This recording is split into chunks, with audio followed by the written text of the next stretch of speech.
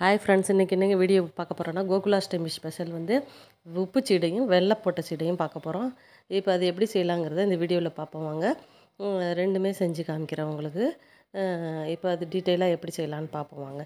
இப்போ நான் கொஞ்சம் பெருங்காயமும் உப்பும் போட்டு கரைச்சி எடுத்து வச்சுக்க போகிறேன். ஒரு தண்ணி ஊற்றி இது வந்து உப்பு சீடைக்கு எடுத்துட்டு கரைச்சி வச்சுட்டேன். இப்போ வந்து ஒரு 1½ டேபிள் ஸ்பூன் தேங்காய் எடுத்து அடித்து வச்சுருக்கேன் மிக்சியில். இப்போ ஒரு கப்பு நான் வந்து டம்ளரில் வந்து வறுத்த அரிசி மாவு போட்டுக்கிட்டேன். இடித்து வறுத்த அரிசி மாவு சலித்தது.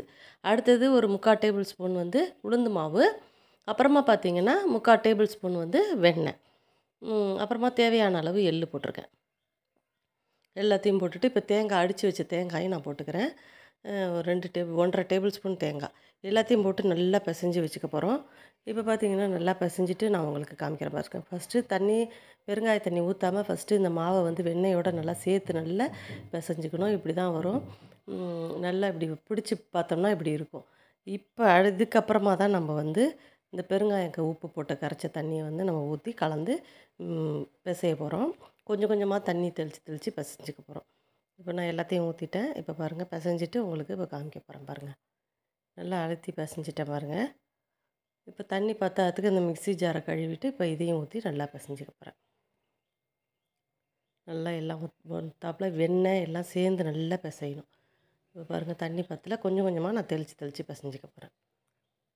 உடையதிரியை எடுத்து ஊற்றிட்டோம்னாக்கா நம்மளுக்கு வந்து மாவு தண்ணி ஆகிடும். அப்புறம் சீடை வந்து ரொம்ப இதாக லூஸ் ஆகிடும், எண்ணெய் குடிக்க ஆரம்பிச்சிடும். அதுக்காக நம்ம தெளித்து தான் பிசையணும். இப்போ பாருங்கள், நான் நல்லா பிசைஞ்சிட்டேன். இந்த அளவு பதம் இப்படி தான் இருக்கணும். இப்போ நம்ம நல்லா பிசைஞ்சிட்டு இப்போ வந்து நல்லா அழுத்தி உருட்டாமல் அப்படி நுனி விரலில் வச்சு அப்படியே உருட்டி போட போகிறேன். இப்போ எல்லாத்தையும் நான் உருட்டிட்டு உங்களுக்கு காமிக்கிறேன் பாருங்கள். இப்படி தான் இருக்கும். ரொம்ப நம்ம அழுத்தி உருட்டினோம்னா வெடிக்கிறதுக்கு சான்ஸ் இருக்குது. அதனால் நம்ம வந்து எப்பயுமே சீடையை வந்து அழுத்தி உருட்டக்கூடாது. நுனி விரலில் வச்சு தான் உருட்டணும். அது ஒரு டிப்ஸாக வச்சுங்க. சீடை வெடிக்கவே வெடிக்காது. இப்படி போட்டு பாருங்கள், வெடிக்காது. இப்போ அடுத்ததை பார்த்திங்கன்னா, இப்போ நான் வந்து எண்ணெய் வந்து மீடியமாக, அதாவது ரொம்ப காய வச்ச பிறகு எண்ணெய் காஞ்ச பிறகு மீடியமில் வச்சுட்டு அப்புறமா நம்ம போட்டு எடுக்கணும். ரொம்ப ஸ்லோவாக போட்டு தான் எடுக்கணும். ரொம்ப அவசரமாக எடுத்தோம்னா உள்ளுக்குள்ளே வேகாமல் உங்களுக்கு சவுக்குன்னு ஆகிடும். இதில் வந்து ஒரு டிப்ஸ் என்னென்னா, உளுந்து வந்து நல்லா வறுத்துக்கணும். அந்த அரிசி மாவு வந்து இப்படி இழக்கோளம் போடுற அளவுக்கு வறுத்துக்கணும். நான் முன்னாடி உள்ள வீடியோவில் போட்டிருப்பேன், அதை பார்த்துக்குங்க. இப்போ பாருங்கள், இப்போ நான் வந்து இந்த சீடையை வறுத்து அப்படியே ஸ்லோவாக குக்கிங் பண்ணுற பாருங்கள். ஸ்லோவாக தான் இதை வந்து வச்சு எடுக்கணும், ஸ்லோ ஃபயரில். ரொம்ப வந்து அதிகமாக வச்சோம்னா கரிஞ்சிடும். இந்த அளவு பதம் வந்தோன்னா எடுத்துட வேண்டியதான். இப்போ இதே மாதிரியே நான் அடுத்த இப்போ கோல வடைன்னு சொல்லிவிட்டு இதையும் போடுறேன். இதையும் போட்டுட்டு இப்போ பாருங்கள், நான் ஒன்று ஆற வச்சுட்டு இப்போ அடித்து காமிக்கிறேன் பாருங்கள். எப்படி உடஞ்சிடுச்சு பாருங்கள். இதுதான் பக்குவம். இப்போ வந்து கரகரன்னு இருக்கும் இது. இப்போ அடுத்தது நான் எல்லாத்தையும் எடுத்துகிட்டு உங்களுக்கு காமிக்கிறேன் பாருங்கள். இப்போ அந்த கோல வடையும் போட்டாச்சு. கிருஷ்ணருக்கு பிடிச்சது, அதனால் அதையும் செஞ்சாச்சு. இப்போ எல்லாத்தையும் நான் செஞ்சு எடுத்துட்டேன் பாருங்கள். இதே பக்குவத்தில் செஞ்சிங்கன்னா உங்களுக்கு வந்து கரகரன்னு இருக்கும், ஹார்டாகாது. இப்போ பாருங்கள், இன்னொன்று கூட நான் உடச்சி காமிக்கிறேன் பாருங்கள். எவ்வளோ சூப்பராக வந்திருக்கு பாருங்கள். இப்போ அடுத்தது அதே மாதிரி வெள்ளை சீடைக்கு ஒரு டம்ளர் இருக்குது, 1/2 டம்ளர் உளுந்த மாவு போட்டிருக்கேன். தேவையான அளவு கொஞ்சமாக இதுக்கு உப்பு போடணும், ரொம்ப போடக்கூடாது. எள்ளு போட்டுட்டு 1/2 டேபிள் ஸ்பூன் வெண்ணெய் போட்டால் மட்டும் போதும். ரொம்ப வெண்ணெய் போட வேண்டாம். இப்போ நம்ம இன்னும் தேங்காய் போடலை. தேங்காயை வந்து வதக்கிட்டு போட போகிறோம். அதாவது சும்மா போட்டோம்னா சவுக்குன்னு இருக்க மாதிரி இருக்கும். அதனால் அந்த தேங்காயை மட்டும் நான் வதக்கிக்க போகிறேன். இப்போ அடுப்பில் தேங்காய் போட்டிருக்கேன். இப்போ அதுக்குள்ளே இந்த வெண்ணெயெல்லாம் சேர்த்து நம்ம நல்லா பிசைஞ்சுக்குவோம் பாருங்கள். இப்போ நல்லா பிசைஞ்சு எடுத்துக்கிறேன். இப்போ அந்த மாவை வந்து நல்லா பிசைஞ்சு எடுத்துட்டேன். இப்போ தேங்காய் வந்து நான் அடுப்பில் போட்டுட்டு லைட்டாக வதக்கிட்டு நான் எடுத்து இந்த மாவில் கொட்ட போகிறேன். பாருங்கள், ஓரளவு வதங்கிடுச்சு. இப்போ வதங்கிட்டு பாருங்கள், இந்த பக்குவம் வந்தோடனே இந்த மாவையும் நல்லா பிசைஞ்சு விட்டுட்டேன்னா, இப்போ பார்த்திங்கன்னா இந்த தேங்காயை அதில் போட்டுக்கிறேன். அதில் கொஞ்சமாக நெய் சேர்த்துருக்கோம், அதோடு சேர்த்து பிசைஞ்சிட்டேன். இப்போ ஒரு டம்ளருக்கு 1/2 டேபிள் ஸ்பூன் வெண்ணெய் இருந்தால் போதும். ஒரு 1/2 டீஸ்பூன் வந்து நெய் போட்டு அந்த தேங்காயை வதக்கிருக்கேன். இப்போ 1 டம்ளர் அரிசி மாவுக்கு 1/2 டம்ளர் வெல்லம் போட்டால் போதும். இப்போ பார்த்திங்கன்னா வந்து வெல்லம் ரொம்ப போட்டிங்கன்னா கருத்து போயிடும். அதனால் 1/4 டம்ளர் தண்ணி ஊற்றி 1/2 டம்ளர் வெல்லத்தை, சர்க்கரையை வந்து கொதிக்க வச்சு வடிகட்டினா போதும் வெல்லத்தை.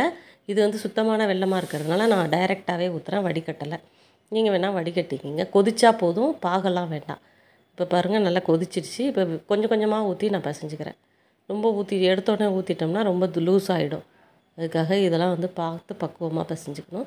இப்போ பாருங்கள் இந்த வெள்ளைப்பாகு மீதி இருக்கிறதையும் நான் ஊற்றிட்டேன். இப்போ எல்லாத்தையுமே நான் ஊற்றிட்டேன் பாருங்கள். கரெக்டாக இருக்குது. 1/4 டம்ளர் தண்ணி, 1/2 டம்ளர் வெல்லம் வந்து 1 டம்ளர் மாவுக்கு கரெக்டாக இருக்குது.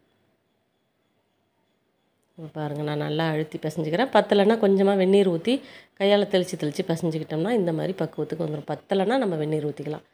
இப்போ பாருங்கள் நல்லா மாவு சப்பாத்தி மாவு மாதிரி பிசைஞ்சிட்டேன் பாருங்கள். இப்போ பிசைஞ்சாச்சு. இப்போ உருட்டிட்டு நான் உங்களுக்கு காமிக்கிறேன் பாருங்கள். இந்த பக்குவத்தில் இருக்கும். இப்போ இதுதான் பக்குவம். இப்போ பாருங்கள். இப்போ வந்து நான் இந்த பிள்ளையார் பிடிச்சி வச்சுட்டு அடுத்ததாக நம்ம செய்ய போகிறோம். எது செஞ்சாலும் எண்ணெய் பலகாரம் செய்யும்போது பிள்ளையார் பிடிச்சி வச்சுட்டு தான் நம்ம செய்யணும். அப்போ தான் எண்ணெய் வெடிக்காமல் தெறிக்காமல் இருக்கும்.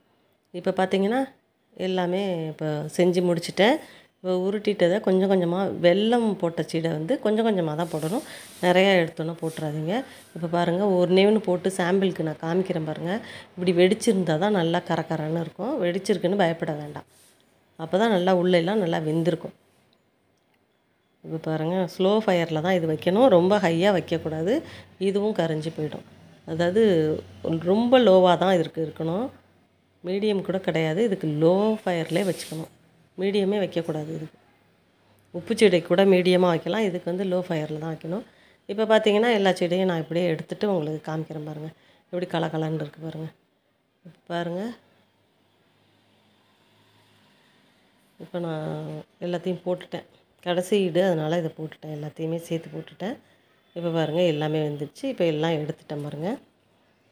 உள்ளே பாருங்கள் எவ்வளோ வெடிப்பு இருக்குதுன்னு பாருங்கள். அதுக்கு பாருங்கள் எப்படி வெடிச்சிருக்கு பாருங்கள். நல்லா கரகரன்னு இருக்கும். இது வந்து எடுக்கும்போது உங்களுக்கு சாஃப்டாக இருக்க மாதிரி இருக்கும். அதை பார்த்துட்டு நீங்கள் வந்து பயப்பட வேணாம். இது வந்து எடுக்கும்போது அப்படி தான் இருக்கும். கொஞ்சம் நேரம் ஆறின பிறகு நல்லா கரகரன்னு ஆகிடும். இந்த வீடியோ பிடிச்சிருக்கும்னு நினைக்கிறேன். பிடிச்சிருந்துச்சுன்னா ஃப்ரெண்ட்ஸ் அண்ட் ஃபேமிலிக்கு ஷேர் பண்ணுங்கள், லைக் பண்ணுங்கள். மறக்காமல் இந்த கோகுலாஷ்டமியை நல்லா கொண்டாடுங்க. Okay, bye bye. தேங்க்யூ.